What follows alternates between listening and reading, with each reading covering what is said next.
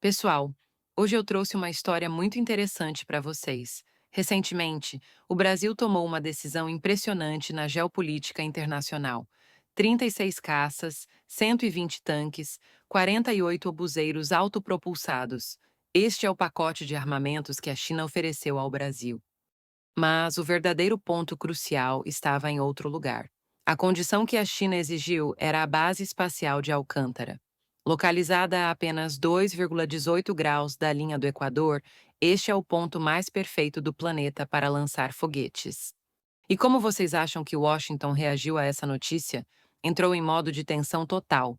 Um dos principais países da América do Sul, que foi aliado do Sequinwa por 70 anos, fazer essa cooperação com a China? Isso não era apenas um negócio de armas, era uma decisão que poderia mudar completamente o equilíbrio de poder mundial. Então hoje, vou contar essa história incrível, da perspectiva de um piloto da Força Aérea Brasileira, que estava bem no centro de tudo isso. Vamos começar. Aquele dia foi realmente fatídico, dizem. Às 5 da manhã, o telefone do Ministério da Defesa tocou.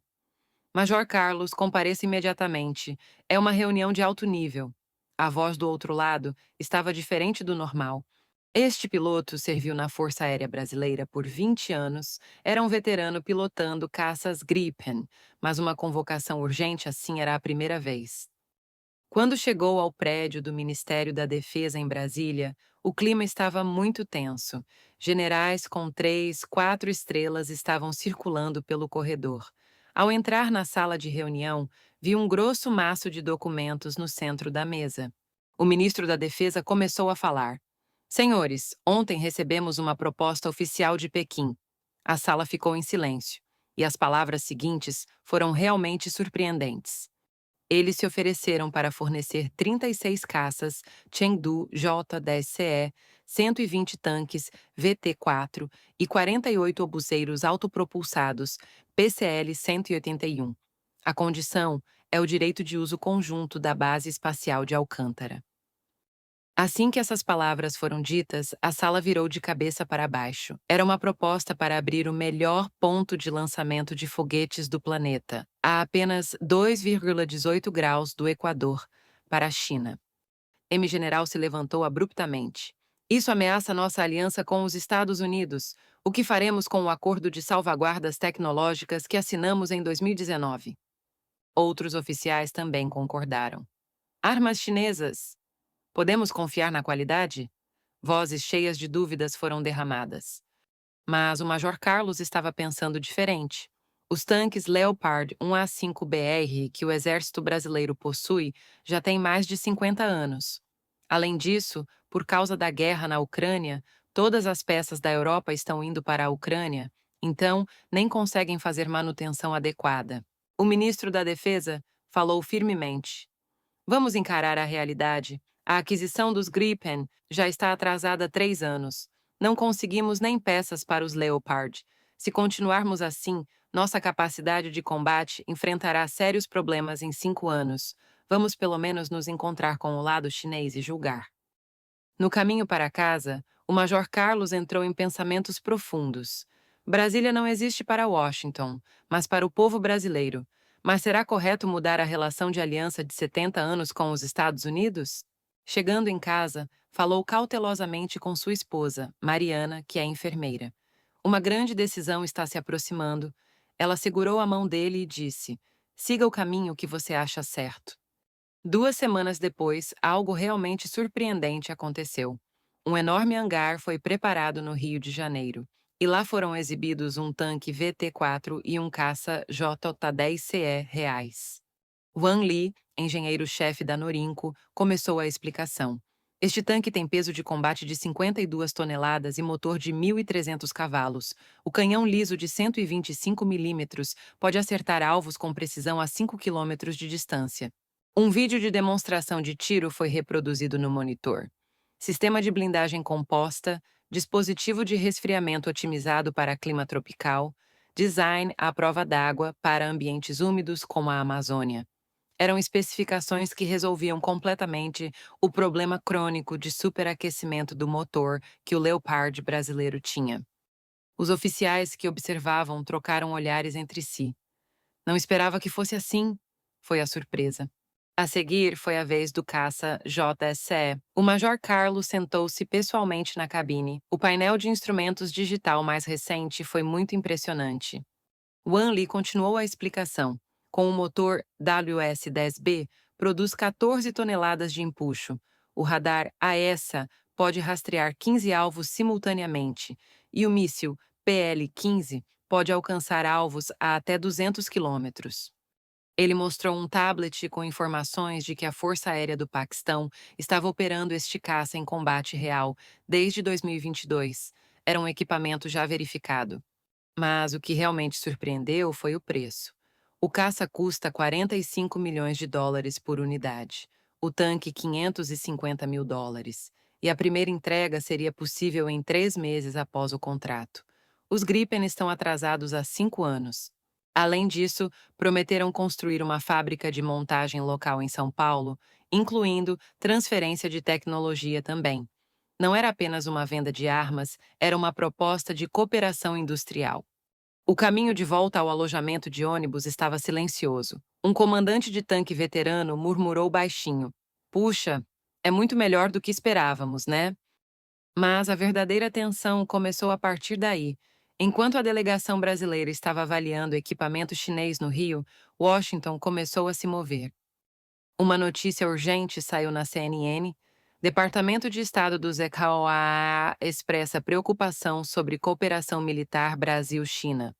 O conteúdo do artigo dizia que, se permitir o acesso da China à base de Alcântara, o Acordo de Salvaguardas Tecnológicas de 2019 poderá ser reconsiderado. Brasília entrou em estado de tensão. Uma reunião de emergência foi convocada novamente. Um general colocou documentos sobre a mesa e disse: Vejam, não foi o que eu temia que acontecesse? Eu disse que os Estados Unidos não ficariam quietos. Então o que vamos fazer? Outro rebateu. Vamos continuar só olhando e aguentar com equipamento velho? Nossos soldados têm que realizar missões com tanques de 50 anos? A sala de reunião se dividiu em dois lados: o lado que prioriza relações com os Kewen King e o lado que prioriza modernização militar realista. Foi exatamente naquele momento. O celular do Major Carlos tocou. Era uma ligação da base de treinamento, e a voz estava tremendo. Major, houve um acidente, devido à falha no motor do Leopard. Capitão Santos. Era um jovem comandante de tanque casado há apenas 1 ano. O motor envelhecido causou um problema sério durante o treinamento, e ele acabou ficando gravemente ferido. No funeral, vendo a esposa dele triste, o Major Carlos tomou uma grande decisão. Se tivéssemos equipamento adequado, isso não teria acontecido. Na próxima reunião, ele teve coragem. Generais, nossos soldados estão em situações perigosas por causa de equipamento velho. A proposta chinesa pode não ser perfeita, mas pelo menos eles apresentaram equipamento novo. Os Issimianewa só propuseram equipamento usado. A sala de reunião ficou em silêncio. Alguns dias depois, uma delegação americana voou urgentemente para Brasília. Desta vez, as condições melhoraram um pouco. Propuseram 24 F-16V novos e 50 tanques Abrams novos. Mas, em números, era metade da proposta chinesa e o preço era mais alto. Além disso, havia uma condição. Vocês precisam interromper imediatamente todas as negociações militares com a China. Era praticamente um ultimato de escolha. A China também não ficou parada. Aumentou os J-10CE para 48 unidades e os VT-4 para 150 unidades. Adicionou a promessa de investir 500 milhões de dólares na construção da fábrica em São Paulo. 3.000 empregos serão criados. Wang Li apresentou uma nova proposta. À medida que essa situação competitiva continuava, algo interessante aconteceu. O poder de negociação do Brasil continuou aumentando, a França também entrou oferecendo caças Rafale e a Alemanha colocou o Leopard 2A7 mais recente na mesa. Um general riu e disse: Olhem só, desde que nos movemos, todos estão fazendo fila. Esta era a estratégia. Após 2 meses de negociações intensas, o governo brasileiro tomou uma decisão. Foi a estratégia de diversificação. Comprar 36 J-10CE e 120 tanques VT-4 da China, mas abrir a base de Alcântara apenas para lançamentos de satélites civis. Ao mesmo tempo, continuar o programa de modernização F-16V com o Sinai Hawa e fortalecer a cooperação em submarinos com a França. O ministro das Relações Exteriores declarou na coletiva de imprensa: "O Brasil será amigo de todos os países, mas não seremos subordinados de nenhum país." Quando este anúncio saiu, aplausos eclodiram. Foi o momento em que o Brasil conseguiu equilibrar entre as grandes potências. A cerimônia de assinatura do contrato foi realizada no Palácio do Planalto, em Brasília. O Major Carlos também participou como representante da Força Aérea, e o momento do aperto de mão com Wang Li foi muito especial. Há alguns meses atrás, tinha o preconceito de que equipamento chinês não é confiável, mas agora eram parceiros. Wang Li sorriu e disse: "Haverá muitas oportunidades de treinar juntos no futuro. Vamos mostrar o verdadeiro valor do JR-10CE aos pilotos brasileiros." À medida que esta notícia se espalhou pelo mundo, reações realmente interessantes surgiram. O Departamento de Defesa dos Estados expressou preocupação em um comunicado oficial, mas não pressionou mais fortemente, porque sabia que o Brasil havia escolhido uma estratégia de equilíbrio. Por outro lado, a mídia chinesa relatou amplamente. Meios de comunicação como o Global Times até expressaram como um sinal do fim do sistema unipolar dos Enhua. Mas o mais interessante foi o efeito dominó. O ministro da Defesa da Argentina visitou Brasília e disse: "Também estamos considerando uma cooperação semelhante." Chile e Peru também começaram a entrar em contato com a China. Um professor de política internacional disse na TV: "O mundo está mudando, a lógica preto e branco da era da Guerra Fria acabou. O Brasil provou isso." 3 meses depois, um momento verdadeiramente histórico chegou. A primeira esquadrilha de JSE chegou à base aérea de São Paulo.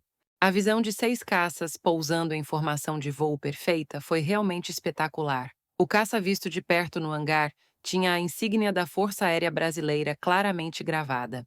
2 semanas depois, o primeiro treinamento de voo começou. O Major Carlos sentou-se pessoalmente na cabine e decolou, e a sensação do motor empurrando suas costas, a manobrabilidade sentida durante a subida rápida, tudo foi além das expectativas. Alcançou o Mach 1,8, todos os sistemas normais. A linha costeira brasileira entrou em vista de uma vez só a 12.000 metros de altitude. O radar capturou claramente o alvo simulado a 150 quilômetros de distância. Após o treinamento, os colegas estavam empolgados no vestiário. Um tenente disse: "Incrível, realmente não esperava tanto." Foi o momento em que todos perceberam o quão errado era o preconceito. O Exército também recebeu os tanques VT-4. O tiro de demonstração no campo de treinamento nos arredores do Rio foi realmente impressionante. A precisão de acertar o alvo a 2 quilômetros de distância no primeiro tiro, a mobilidade de atravessar terreno acidentado sem hesitação, era um desempenho completamente diferente do velho Leopard. O comandante-chefe do Exército disse: "Agora também adquirimos capacidade adequada." Em São Paulo, também foi realizada a cerimônia de inauguração da fábrica de montagem. As construtoras chinesas trabalharam rapidamente e o gerente da fábrica disse orgulhosamente: "No próximo ano, a montagem de peças será possível, e em 5 anos, a produção própria também." Mas o momento verdadeiramente histórico chegou 6 meses depois, na base de Alcântara. Era o dia do primeiro lançamento do foguete chinês Longa Marcha. Era a missão de colocar um satélite de comunicação brasileiro em órbita geoestacionária. Mas 12 horas antes do lançamento, algo inesperado aconteceu. Chegou um contato urgente da embaixada dos Estados Unidos. "Se não suspenderem o lançamento, não teremos escolha senão reconsiderar o acordo de 2019." Expressaram forte preocupação. A base entrou em estado de tensão. Em Brasília, o presidente Lula presidiu uma reunião de segurança de emergência. "Excelência precisa decidir. Restam 6 horas." O rosto do presidente apareceu na tela da sala de reunião. As marcas de profunda preocupação eram evidentes. "O que acontece se suspendermos o lançamento? A China pode retirar o contrato e também haverá impacto na credibilidade internacional do Brasil. E se continuarmos com o lançamento?" As relações com os EUA podem ficar tensas. Um longo silêncio passou. O presidente fechou os olhos e depois abriu a boca lentamente. Senhores, o Brasil é um país soberano. Não somos um país que precisa da permissão de Washington para decidir. Não precisamos da permissão de Pequim também. Decidimos pelo povo brasileiro. Procedam com o lançamento. Uma hora antes do lançamento, a base de Alcântara estava cheia de tensão. Centenas de pessoas estavam reunidas ao redor da plataforma de lançamento. Autoridades brasileiras, técnicos chineses e até mídia de vários países. Todos estavam assistindo em silêncio. Isso não era apenas um lançamento de foguete, era um momento de mudança na ordem mundial. 10, 9, 8. A contagem regressiva começou. O coração do Major Carlos batia rapidamente. 3, 2, 1, lançamento! O foguete longa-marcha subiu ao céu com um som de trovão. A coluna de fogo cruzou o céu tropical, a 218 graus do Equador. Subiu em uma órbita perfeita do ponto de lançamento mais eficiente da Terra. Separação do primeiro estágio bem-sucedida, ignição do segundo estágio. Uma voz calma foi ouvida do centro de controle. Naquele momento, em Washington, o Departamento de Defesa entrou em reunião de emergência. Pelo que ouvi depois, a atmosfera estava realmente tensa. Satélite entrou em órbita com sucesso. Gritos de alegria eclodiram no centro de controle de Alcântara. As pessoas se abraçaram e comemoraram. Os olhos de Wang Li também estavam vermelhos. Conseguimos, realmente conseguimos. O Major Carlos olhou para a plataforma de lançamento e pensou: aquela coluna de fogo está abrindo uma nova era. Brasília não é Washington. Decidimos por nós mesmos. 2 horas após o lançamento, a CNN divulgou notícias de última hora. Brasil, lançamento de foguete chinês bem-sucedido. E as relações com os EUA. A voz do âncora estava cheia de surpresa. A BBC foi mais direta. Um sinal de mudança geopolítica na América Latina. Os meios de comunicação europeus também transmitiram especiais de emergência. Mas o mais dramático foram as 48 horas seguintes. Uma reação em cadeia realmente aconteceu como dominó. Na manhã seguinte ao lançamento, o presidente da Argentina realizou uma coletiva de imprensa de emergência. O Brasil tomou uma decisão corajosa. A Argentina também oficializará a cooperação com a China. Naquela tarde, o Chile anunciou: estamos estudando a abordagem do Brasil. À noite, a Colômbia anunciou o convite à delegação chinesa. O Peru também disse: estamos considerando uma estratégia de diversificação. Em 48 horas, 5 países da América do Sul se moveram. A mídia chamou de efeito Brasil. Um senador americano admitiu na transmissão: este é um momento que requer revisão de nossa política externa. Havia decepção na voz. A China recebeu essa situação muito positivamente. Também ouvi notícias de que o presidente Xi Jinping ligou para o presidente Lula para parabenizá-lo.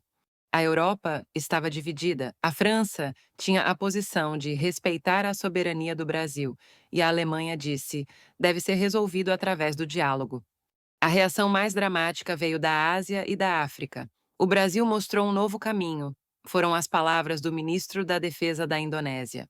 Em uma semana, 15 países começaram contatos de cooperação militar com a China.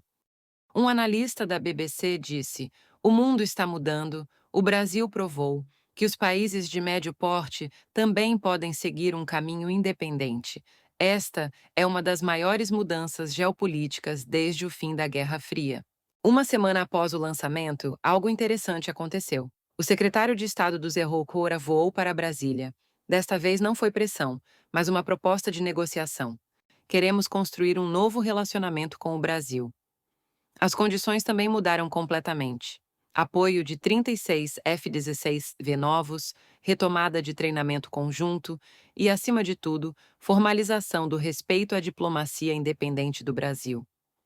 O presidente Lula sorriu. Isso é exatamente o que queríamos: respeito. 6 meses se passaram. O lançamento do satélite de comunicação, conjunto de 5 países sul-americanos, foi realizado novamente em Alcântara. Desta vez, os Xia-Moryu também enviaram uma equipe de observação. Quando o lançamento foi bem-sucedido, o adido militar americano também aplaudiu. A expressão era complexa, mas pelo menos estava reconhecendo. As notícias relataram: Primeiro aniversário da cooperação Brasil-China, efeito econômico supera 100 bilhões de dólares.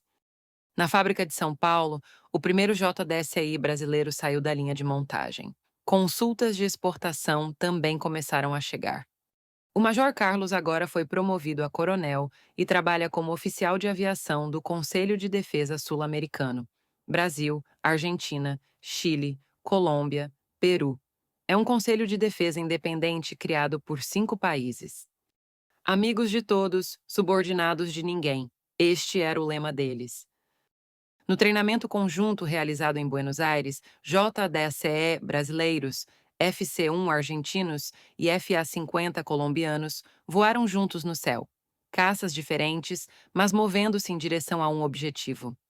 Um dia, o coronel Carlos visitou o Departamento de Defesa em Washington.